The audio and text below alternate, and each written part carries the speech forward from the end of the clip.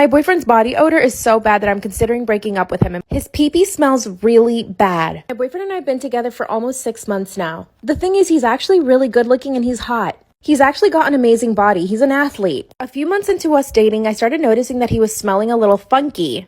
Then I started noticing that he smelled really bad after every single practice. I'm the type of person that will always tell somebody if they have something in their teeth, or if there's something on your face, I'm gonna let you know. So one day I told him that he kind of stank and that he needed to take a shower. That's when he told me that his coach and his entire team are very superstitious and that they can only shower twice a week. Otherwise, they risk losing the entire season. This means I have to put up with him stinking all the time. Every time I go to kiss him, something stinks. So I basically stopped touching him. And this is making him really angry. I mean, am I a bad girlfriend? Go to part 2.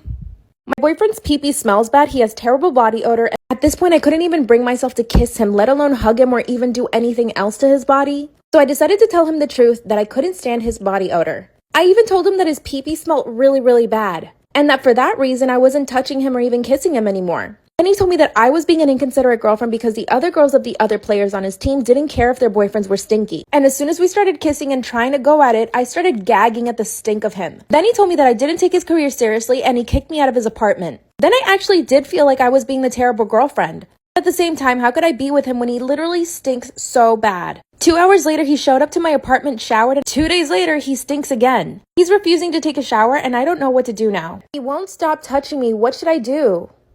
But I do have a story time for you guys today.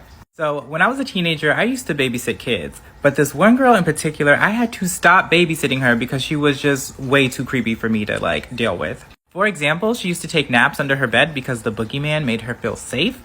She would drink milk and soda mixed together in the same cup. And then she had this weird obsession with bugs. Now, the bug thing wasn't horrible until one day. She comes inside and asks me if she can make a Hot Pocket, and I told her yeah. So she walks into the kitchen and I hear her doing her thing in there. Well, I hear the microwave going, but soon after that, I start to smell like something burning, and I just assumed she had the Hot Pocket in there for too long, so I walked in there to check on her. She sees me and immediately starts laughing, so I know she's up to something. I head over to the microwave and open it.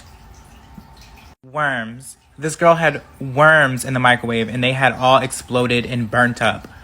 Am I wrong for canceling my wedding even though it's tomorrow? This morning I woke up to a bunch of texts from my sister who lives 14 hours away. She's been pregnant for a little less than 5 months. She was supposed to be the maid of honor at my wedding, but she delivered the news that the doctor told her that she had a miscarriage. I can only imagine the grief my sister is going through. She can't attend my wedding, and even though everything is already booked and we had some guests flying in for the wedding, I just can't have it without her. I thought my fiancé would understand, but instead he got extremely upset. We've been planning this date for a while now because it's his mother's birthday and very special to him. But it would make my sister devastated if I had it without her, since I know she was looking forward to it. She said she just wasn't ready to celebrate anything at the moment, and as her sister, she feels like it's my responsibility to comfort her. It's early in the morning where I live, and we're prepared for the wedding tomorrow, but I can't stomach having my special day without my sister. I told my fiancé that after I finish writing this, I'm going to start packing. I need to be with my sister right now. I know everything has been planned out, and I'm ruining a lot by doing this, but I have to put my family first. My fiancé is definitely mad at me, so I was wondering, am I the for canceling my wedding last minute to be with my grieving sister?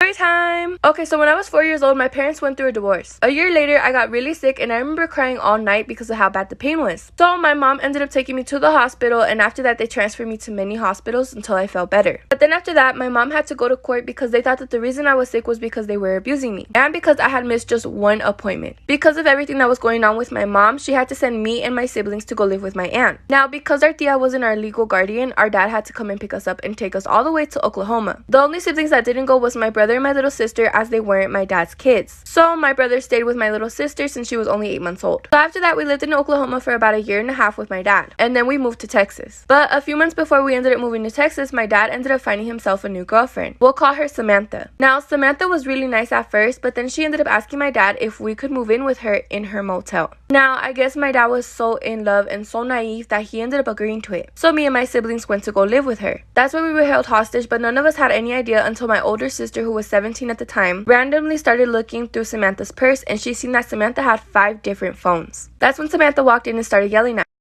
When she walked inside, Samantha had seen that my sister had found her phones. Samantha ended up yelling at her, and my sister got so scared that she decided to call my mom. When Samantha left, of course. At the time, my mom was sleeping and she was pregnant. But deep inside, while she was sleeping, she had like a mother instinct and she knew that we were in trouble. So she woke up, and that's literally when my sister called her. And she picked up, and my sister was just crying. She began telling my mom that Samantha was yelling at her, and that's when Samantha came back into the room and cut the call. My mom decided to call the police, but they couldn't do anything. Later that night, she was having mother instincts again, and she decided to call the police again. And my mom was just calling the police non-stop. But then Samantha called my mom and she was like, I know you're calling the police and all. My mom started yelling at Samantha through the phone. She was calling her names and telling her that she's not afraid of her. One thing that Samantha didn't know is that my mom was recording the call the entire time. After they hung up, my mom ended up going to the police station and she gave them the recording of the call. That's when the police finally did something and they called the police in Oklahoma. But when the police came to the motel, Samantha told the police something that made the investigation more difficult. She ended up telling the police officers that she was a part of social service and that she'll take us away from my parents, saying that they also abuse us. And of course, it made it a little more difficult because my mom had been accused of that before when I was in the hospital. So the police ended up calling my mom and they asked her if it was true. Samantha had told police that she was a part of social service and that she could take us away because our parents were abusive. And since my parents had already been accused of that in the past, the police had called my mom to ask. While they were on the phone, my brother had overheard the call and my brother told the police that it wasn't true. That's when they asked Samantha to go to the police station, so we went. While we were there, she had a phone call, so she walked outside to answer the call. Now, the police didn't find it suspicious until they heard all 4 of her other phones ringing at the same time. And that's how they somehow realized that she was holding us hostage and that there was something really wrong. They grabbed her phones and then afterwards they went outside to go arrest her. But she was already gone. I guess while she was out there, she realized that she left her other phones inside and they would ring at any time. We then found out that she actually ended up robbing a car and disappeared. The story somehow reached the police station at a city that was near us and they told us that she was a wanted criminal. After that, my tío let us have his car and we moved back to Texas. But ever since then, my dad has lost trust in all his future girlfriends. He won't let any of his girlfriends move in with us or us move in with them. I ended up moving back in with my mom a year later. But now we fast forward 9 years later and I'm back at Oklahoma at the same city. And every time I see that motel, a lot of horrible memories pop up when I had lived in that motel and it just comes rushing through me every single time.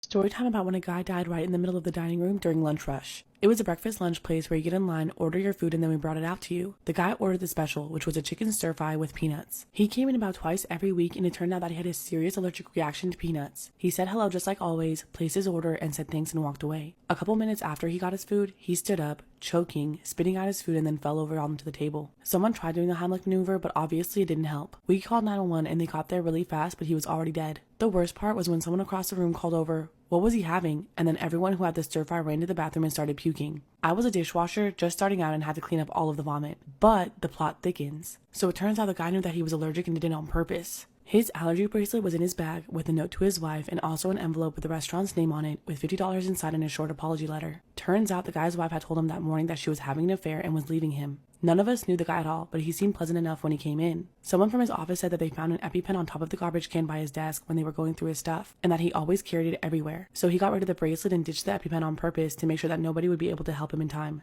That's pretty hardcore. I'll never forget the blank stare he had when he placed the order. I repeated his order, gave him his number, 10 of diamonds, we use playing cards. He looked right through me and said, "Thanks, buddy," and walked away. I almost never play cards, but when I see that one, it still freaks me out even though it's been years.